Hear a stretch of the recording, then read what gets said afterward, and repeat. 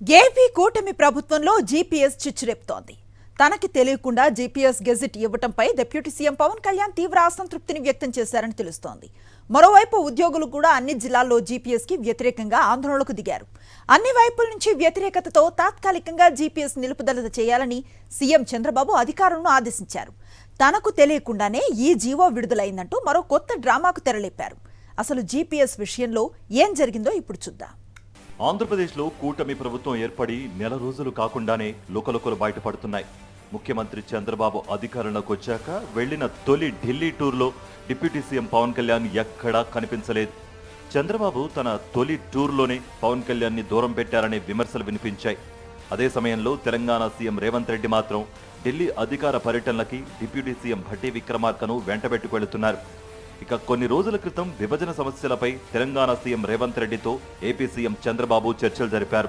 హైదరాబాద్లో జరిగిన ఈ చర్చలలో హైదరాబాద్లోనే ఉన్న AP deputy CM Pawan Kalyan ఎక్కడా కనిపించలేదు.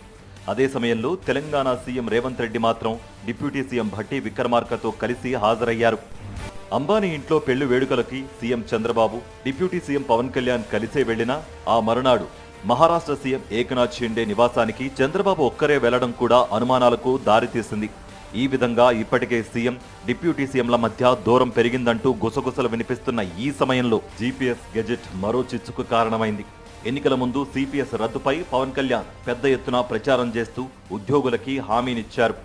తనకి అధికారం ఇస్తే ఏడాదిలోపు సిపిఎస్ రద్దు చేస్తానని, రిటైర్ అయిన తర్వాత పెన్షన్ రాకపోతే వచ్చే ఇబ్బందులపై ఉద్యోగి కొడుకుగా తనకి అవగాహన ఉందని చెప్పేవారు. సిపిఎస్ రద్దుపై పవన్ ఇచ్చిన హామీలను నిజంగానే ఉద్యోగులు, వారి కుటుంబాలు నమ్మి కూటమికి పట్టం కట్టారు. డిప్యూటీ సీఎం హోదాలో పవన్ హామీనివ్వడంతో తమకు మేలు జరుగుతుందని, ఇక సిపిఎస్ రద్దవడం మాత్రమే మిగిలి ఉందని ఉద్యోగులు భావించారు.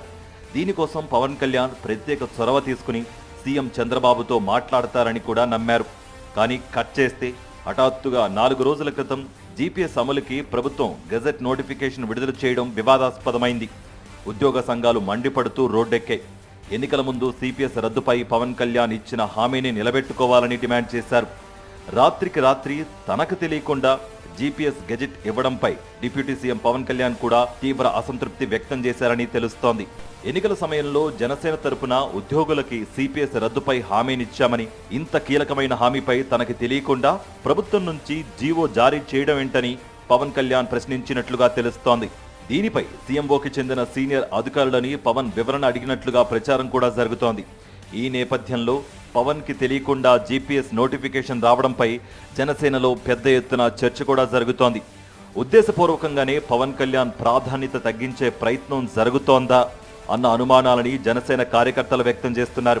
ఓవైపు కూటమి ప్రభుత్వంలో చిచ్చురేగడం, పవన్ కళ్యాణ్ తీవ్ర అసంతృప్తిలో ఉండడం, మరోవైపు రాష్ట్ర వ్యాప్తంగా ఉద్యోగులంతా ఆందోళనకు దిగడంతో సీఎం చంద్రబాబు వెంటనే దిద్దుబాటు చర్యలు ప్రారంభించారు. జీపీఎస్ నోటిఫికేషన్ తాత్కాలికంగా నిలుపుదల చేయాలని అధికారులను సీఎం చంద్రబాబు ఆదేశించారు. జీపీఎస్ నోటిఫికేషన్ పై ఆందోళన వ్యక్తం చేస్తూ తనని కలిసిన ఉద్యోగ సంఘాలతో సీఎం చంద్రబాబు ప్రభుత్వానికి తెలియకుండానే జీవో వచ్చిందని చెప్పడం ద్వారా నెపాన్ని ఆర్థిక శాఖపైకి నెట్టినట్లుగా ప్రచారం జరుగుతోంది. ప్రభుత్వానికి తెలియకుండానే నోటిఫికేషన్ విడుదలైందంటూ చంద్రబాబు కొత్త డ్రామాకి తెరలేపారని అంటున్నారు. వాస్తవానికి ఆర్థిక శాఖ ముఖ్య కార్యదర్శిగా పీయూష్ కుమార్ని ఏరికోరి చంద్రబాబు నియమించారు. పీయూష్ కుమార్కి తెలియకుండా ఈ నోటిఫికేషన్ విడుదలయ్యే అవకాశం లేదని ఉద్యోగులు చెబుతున్నారు. అంటే చంద్రబాబు ఆదేశాలు లేకుండా ఈ జీవో బయటకు రాదని ఉద్యోగ సంఘాలు భావిస్తున్నాయి. రాష్ట్ర వ్యాప్తంగా జీపీఎస్ పై ఉద్యోగులు ఆందోళన చేస్తున్నా పవన్ కళ్యాణ్ ఎక్కడా నోరు మెదపకపోవడంపై ఉద్యోగులలో ఆగ్రహం వ్యక్తమవుతోంది. సీఎం చంద్రబాబు ప్రభుత్వానికి తెలియకుండా ఈ జీవో జారీ అయిందని చెప్పడం అంటే అధికార యంత్రాంగంపై ప్రభుత్వానికి అజమాయిషీ లేనట్లేనని, తాత్కాలికంగా కాకుండా జీపీఎస్ విధానాన్ని పూర్తిగా వెనక్కు తీసుకుని పాత పెన్షన్ విధానాన్ని అమలు చేయాలని ఉద్యోగ సంఘాలు డిమాండ్ చేస్తున్నాయి. లేని పక్షంలో త్వరలో రాష్ట్ర వ్యాప్త ఆందోళనకి శ్రీకారం చుడతామని హెచ్చరిస్తున్నారు. ఎన్నికల ముందు సిపిఎస్ రద్దుపై పవన్ ఇచ్చిన హామీకి నెల రోజుల్లోనే తూట్లు పొడిచే ప్రయత్నాలు జరగడంపై పెద్ద ఎత్తున చర్చ నడుస్తోంది. డిప్యూటీ సీఎం పవన్ కళ్యాణ్ మరో పవర్ సెంటర్ కాకూడదని చంద్రబాబు వ్యూహాత్మకంగా పవర్ స్టార్ కి పవర్ లేకుండా చేస్తున్నారని గుసగుసలు వినిపిస్తున్నాయి. వాస్తవానికి కూటమి అధికారంలోకి రావడానికి పవనే ప్రధాన కారణమని అందరూ చెప్పే మాట. పవన్ కళ్యాణ్ గట్టిగా పట్టుబట్టి మరి బీజేపీని ఒప్పించి కూటమితో జతకట్టేలా చేశారని అంటారు. స్వయంగా ఈ విషయాన్ని పవన్ కళ్యాణ్ ఎన్నికల సభలలో పలుమార్లు చెప్పారు. బీజేపీ అగ్రనాయకత్వం తనకు చీవాట్లు పెట్టినా తాను కూటమి ఏర్పాట్లో కీలక పాత్ర పోషించానని చెప్పుకున్నారు. కూటమి ప్రభుత్వం అధికారంలోకి వచ్చి వాలంటీర్లు, తల్లికి వందనం, ఇసుక ఉచిత విధానాలపై యూటర్న్ తీసుకున్నప్పటికీ కూటమిలో భాగస్వామి పక్షమైన జనసేన నుంచి ఎవరూ మాట్లాడలేదు.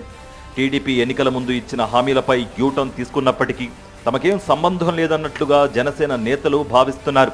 డిప్యూటీ సీఎంగా పవన్ ఇచ్చిన హామీలకే దిక్కు లేకపోతే ఉద్యోగులు ఎలా నమ్ముతారని వాపోతున్నారు. పవన్ కళ్యాణ్ ఇప్పటికైనా నోరు తెరిచి జీపీఎస్ను పూర్తిగా వెనక్కు తీసుకునేలా చేయాలని, పాత పెన్షన్ విధానం అమలు చేసేలా సీఎంతో మాట్లాడి న్యాయం చేయాలని ఉద్యోగులు కోరుతున్నారు.